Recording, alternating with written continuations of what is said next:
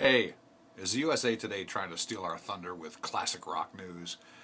You know, we tell you all the time on the radio to go to k-hits.com to get your music news, but I did happen to notice that, at least for the past several days, the USA Today has been printing stories about classic rockers and featuring their pictures right there on the front page. So when you go by a newsstand, you know, you'll see, wow, there's a picture of, for instance, the Beatles and their 50th anniversary.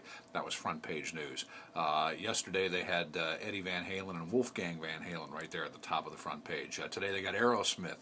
In the past they recently did a 50-year anniversary with the Beach Boys. And, you know, obviously, everybody's got a different perspective on rock and roll news, and so I don't diminish their efforts to provide you with that material.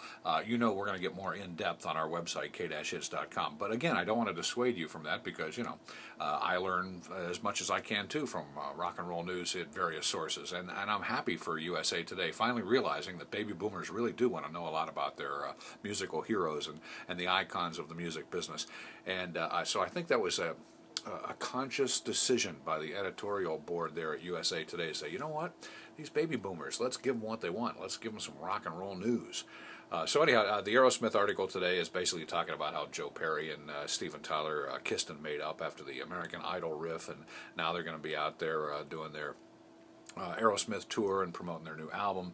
And of course the Beatles just being iconic 50 years, that was a cover page story. The Beach Boys was also a cover page story, 50 years. And the Eddie Van Halen, Wolfgang Van Halen was putting to rest the rumors that there was any friction between David Lee Roth and Eddie Van Halen, and that was the reason that they were canceling the tour. The article just basically said, and we told you this on K-Hits, that the band just decided they bit off more than they could chew. They just weren't ready to do this massive tour.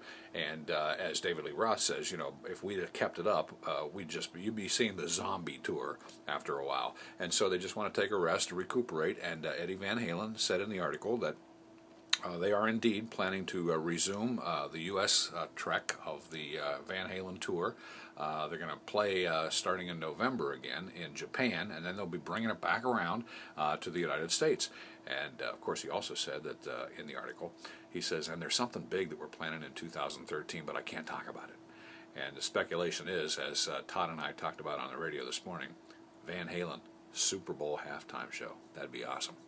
So anyhow, you know, I get no remuneration from the boys at USA Today, boys and girls at USA Today, for telling you about this classic rock news, but I just think it's really cool that they're jumping on that bandwagon. So just another source for you to let you know what's going on in the world of rock and roll. And of course, we do that every day, not only on the radio, but you can find out all the rock and roll news you can possibly swallow by just going to our website.